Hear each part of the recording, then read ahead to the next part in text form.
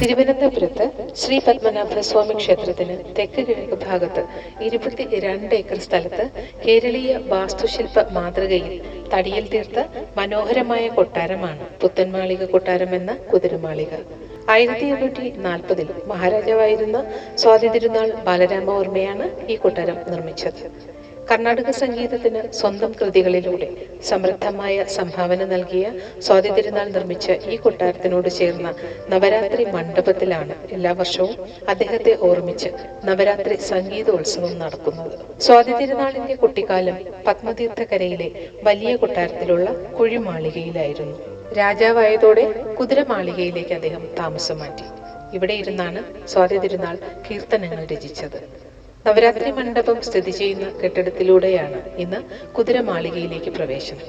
9 ദിവസവും സ്വാതി തിരുനാളിന്റെ 9 വിശിഷ്ട കൃതികൾ പ്രധാനമായി അവതരിപ്പിക്കുന്ന നവരാത്രി സംഗീതോത്സവത്തിലൂടെ കീർത്തികേട്ട ഈ കൊട്ടാരം ഇന്നൊരു മ്യൂസിയം കൂടിയാണ്. വീട്ടി, തേക്ക്, മാർബിൾ, കരിങ്കല്ല് എന്നിങ്ങനെ വ്യത്യസ്ത നിർമ്മാണ വസ്തുക്കളുടെ മനോഹരമായ സങ്കലനത്തിലൂടെ 4 കെട്ടിന്റെ ശൈലിയിൽ 2 നിലയിൽ തീർത്തതാണ് ഈ കൊട്ടാരം. 19ാം നൂറ്റാണ്ടിന്റെ മധ്യകാലഘട്ടത്തിൽ സ്വാതി തിരുനാൾ മഹാരാജാവ് ഭരണത്തിൽ വന്നു. ആ കാലഘട്ടത്തിൽ കല, സാമൂഹികം, വാസ്തുശില്പകല തുടങ്ങിയ മേഖലകളിൽ ഒരു വലിയ മാറ്റം തന്നെ സംഭവിച്ചു. ആദ്യത്തെ ഇംഗ്ലീഷ് വിദ്യാലയം, വാനനിരീക്ഷണ കേന്ദ്രം തുടങ്ങിയവ സ്വാതി തിരുനാൾ ഭരിക്കുന്ന കാലത്ത് നിലവിൽ വന്നവയാണ്. ഇതേ കാലഘട്ടത്തിൽ, അതായത് 1840 സ്വാതി തിരുനാൾ പണി കഴിപ്പിച്ച കൊട്ടാരമാണ് പുത്തൻമാളിക കൊട്ടാരം. കൊട്ടാരത്തിന്റെ മുകളിലത്തെ നിലയിൽ പുറമെ തടിയിൽ 122 കുതിരകളെ വരിവരിയായി കൊത്തിവെച്ചിട്ടുണ്ട്. അങ്ങനെയാണ് 22 ഏക്കർ സ്ഥലത്ത് നിൽക്കുന്ന ഈ കൊട്ടാരത്തിന് കുതിരമാളിക എന്ന് പേര് കിട്ടിയത്. ഇവിടെ നിന്നാൽ പത്മനാഭസ്വാമി ക്ഷേത്രം നന്നായി കാണാവുന്നതാണ്.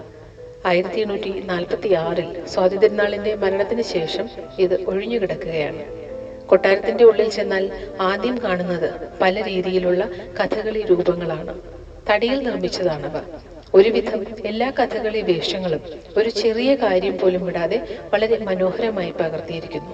ഈ കൊട്ടാരത്തിൽ വളരെ പഴയതും പ്രസിദ്ധവുമായ പല വസ്തുക്കളും സൂക്ഷിച്ചു വെച്ചിട്ടുണ്ട്. അവയിൽ ഏറ്റവും പ്രസിദ്ധം 24 ആനകളുടെ കൊമ്പിൽ തീർത്ത സിംഹാസനവും ക്രിസ്റ്റലിൽ തീർത്ത മറ്റൊരു സിംഹാസനവുമാണ്. ഓരോ മുറിയിലും വ്യത്യസ്തമായ കൊത്തുപണികൾ കാണാൻ കഴിയും. കൊട്ടാരത്തിന്റെ നിലം പണികൾ ചെയ്തിരിക്കുന്നത് മുട്ടയും കരിയും ചേർന്ന മിശ്രിതം ഉപയോഗിച്ചാണ്. അതിപ്പോഴും അതുപോലെ തന്നെ നിലനിൽക്കുന്നു. മുകളിലത്തെ നിലയിലിരുന്ന പത്മനാഭസ്വാമി ക്ഷേത്രം കണ്ടുകൊണ്ടായിരുന്നു സ്വാതി തിരുനാൾ കീർത്തനങ്ങൾ രചിച്ചിരുന്നത്. അതിനടുത്തായി പത്മനാഭസ്വാമി ക്ഷേത്രത്തിലെത്താൻ സ്വാതി തിരുനാൾ ഉപയോഗിച്ച ഒരു രഹസ്യ വഴിയും കാണാം. ആ സ്ഥലത്ത് ഒരു ചെറിയ കോവണിയുണ്ട്. അതിൽ ചില കൊത്തുപണികൾ മനോഹരമാണ്. ഒറ്റനോട്ടത്തിൽ ഏതോ ഒരു ജീവി എന്ന് നമുക്ക് തോന്നും. പക്ഷെ ശ്രദ്ധിച്ചാൽ ഓരോ വിധത്തിൽ നമുക്ക് മയിൽ, വ്യാളി, ആന എന്നീ മൃഗങ്ങളെ കാണാം. മച്ചിലും മറ്റ് തത്ത, മയിൽ, ആന എന്നീ ജീവികളുടെ പെയിന്റിങ്ങും തടിയിലെ ചിത്രപണിയും കാണാം. ഇതുകൂടാതെ ധാരാളം വ്യാളികളെയും കാണാം. മുകളിലത്തെ നിലയിൽ ഒരു കിളിവാതിലിലൂടെ നോക്കിയാൽ അങ്ങറ്റത്തുള്ള കിളിവാതിൽ വരെ എല്ലാം വരി വരിയായി കാണാം. കൂടാതെ 5000-ഓളം പണിക്കാരെ കൊണ്ട് വെറും 4 കൊല്ലം കൊണ്ടാണ് ഈ കൊട്ടാരത്തിന്റെ പണി തീർത്തത് എന്നതും ശ്രദ്ധേയമാണ്. പ്രസിദ്ധമായ മേത്തൻമണി ഈ കൊട്ടാരത്തിന്റെ വടക്കുവശത്താണ്.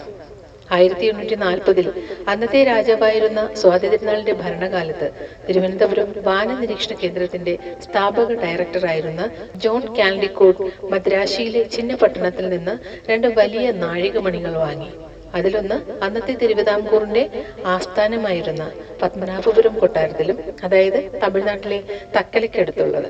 മറ്റൊന്ന് തിരുവനന്തപുരത്ത് പത്മനാഭ ക്ഷേത്രത്തിലും സ്ഥാപിച്ചു. പത്മതീർത്ഥത്തിന് തെക്ക് ഭാഗത്തെ നെടുനീളത്തിലുള്ള 2 നില മാളികയാണ് കരുവേലപ്പുര എന്ന പഴയ സെക്രട്ടേറിയറ്റ്. അതിലാണ് സ്വാതി തിരുനാളിന്റെ കാലത്ത് സ്ഥാപിച്ച മേത്തൻമണി. ടിപ്പു സുൽത്താന്റെ ആക്രമണത്തെ തിരുവിതാംകൂർ ചെറുത്തുനിന്നതിനെ പ്രതീകവൽക്കരിച്ചാണ് മേത്തൻമണി സ്ഥാപിക്കപ്പെട്ടത് എന്ന് വിശ്വസിക്കപ്പെടുന്നു. മേത്തൻമണിയിൽ ഡയലിന്റെ തൊട്ടു മുകളിലായി മഹാഗണി തടിയിൽ പണി കഴിപ്പിച്ച ഓരോ മണിക്കൂറിലും വായു തുറക്കുന്ന ഒരു താടിക്കാരന്റെ രൂപവും അയാളുടെ മുഖത്തേക്ക് ഇരുവശത്തു നിന്നും ആഞ്ഞിരിക്കുന്ന 2 മുട്ടനാടുകളുമാണുള്ളത്. മണിശബ്ദം മുഴങ്ങുമ്പോൾ ആട്ടിൻകുട്ടികൾ താടിക്കാരന്റെ മുഖത്ത് പരസ്പരം മുട്ടുന്നു. ഇന്ന് മ്യൂസിയമായും പ്രവർത്തിക്കുന്ന കൊട്ടാരത്തിൽ മാർബിൾ ശില്പങ്ങൾ, കഥകളി രൂപങ്ങൾ, ബെൽജിയം കണ്ണാടികൾ, നവോത്ഥാന ശൈലിയിലുള്ള ചിത്രങ്ങൾ എന്നിവയുടെ അമൂല്യ ശേഖരവുമുണ്ട്. കൊട്ടാരം നടന്നു കാണുന്നത് തന്നെ വളരെ വിജ്ഞാനപ്രദവും മറ്റൊരു കാലത്തിലേക്കുള്ള ഒരു തിരിഞ്ഞുനോട്ടവും കൂടിയാണ്.